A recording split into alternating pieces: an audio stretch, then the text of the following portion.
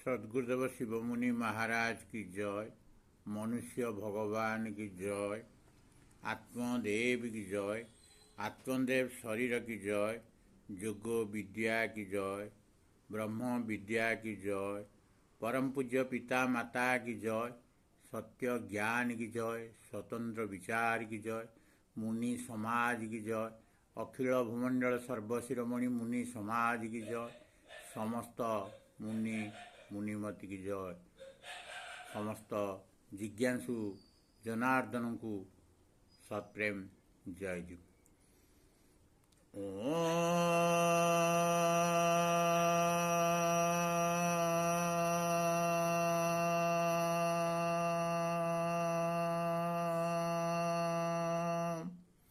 अग्निमीणे पुरोहितं यज्ञस्वरूप देवमृतिजं होतारं रत्नधातमं।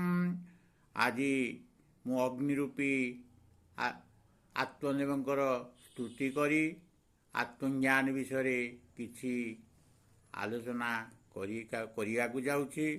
ତତ୍ସଙ୍ଗେ ସଙ୍ଗେ ସମସ୍ତ ଯୋଗୀ ଯୋଗାଚାର୍ଯ୍ୟ ମୁନି ମୁନିମତି ମୁନିକୁମାର ମୁନିକୁମାରୀ ଓ ଜିଜ୍ଞାସୁ ଜନତା ଜନାର୍ଦ୍ଦନଙ୍କୁ ସତ୍ପ୍ରେମ ଜୟଜୀବ।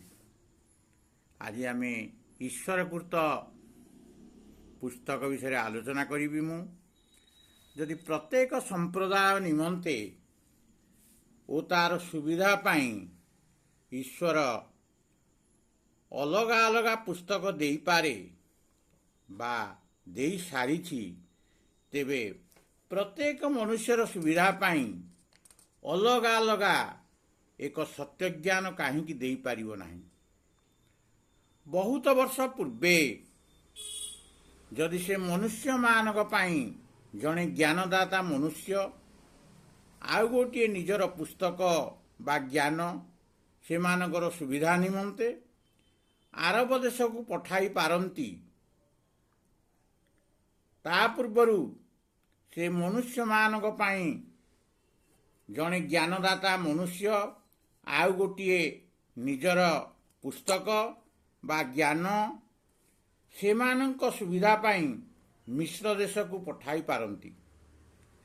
ତା ପୂର୍ବରୁ ଯଦି ସେ ମନୁଷ୍ୟମାନଙ୍କ ପାଇଁ ଜଣେ ଜ୍ଞାନଦାତା ମନୁଷ୍ୟ ଗୋଟିଏ ନିଜର ଜ୍ଞାନ ଗୋଟିଏ ପୁସ୍ତକ ଅଥବା ନିଜେ ତାହାର ସୁବିଧା ପାଇଁ କୁରୁକ୍ଷେତ୍ରକୁ ଆସିପାରେ, ଅଥବା ବହୁତ ଆଗରୁ ଭାରତୀୟ ଋଷି ଓ ମୁନିମାନଙ୍କ ମସ୍ତିଷ୍କ ମଧ୍ୟରେ ନିଜର ଜ୍ଞାନ ସେ ସମୟର ଲୋକଙ୍କର ସୁବିଧା ପାଇଁ ଭାରତକୁ ପଠାଇ ପାରନ୍ତି।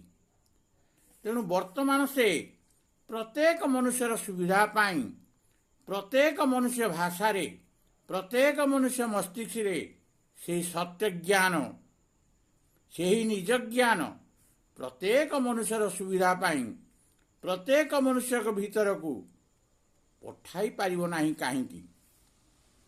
କ'ଣ ତାହାକୁ ବହୁତ ଦୂରକୁ ଯିବାର ଅଛି କି? ସେ ତ ସବୁ ସ୍ଥାନରେ ଅଛନ୍ତି।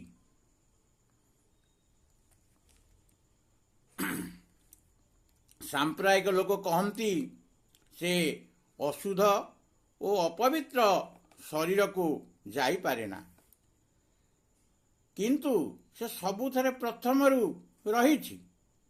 ସେ କ'ଣ ଆଜି ପର୍ଯ୍ୟନ୍ତ ପବିତ୍ର ହୋଇପାରି ନାହିଁ? ଯେ ଏପରି ମାନେ ସେ ସତ୍ୟଠାରୁ ବହୁତ ଦୂରରେ। ଯଦି ସେ କୃଷ୍ଣ ଖ୍ରୀଷ୍ଟ ମହମ୍ମଦଙ୍କ ଭିତରେ ଥିଲା, ତେ ବର୍ତ୍ତମାନ ସେ ସମସ୍ତଙ୍କ ମଧ୍ୟରେ ସମସ୍ତଙ୍କ ପାଖରେ ଓ ସବୁଥିରେ ଅଛି।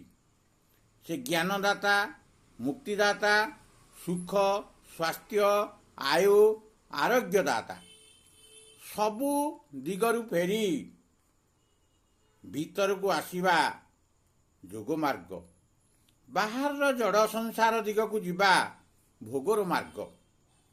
ସତ୍ୟଜ୍ଞାନ ଓ ମୁକ୍ତିର ଦାତା ସମସ୍ତଙ୍କ ଭିତରେ ରହିଛି। ସମସ୍ତଙ୍କୁ ସତ୍ପ୍ରେମ ଜୟଜୀବ। জয় জীব, জয় জীব।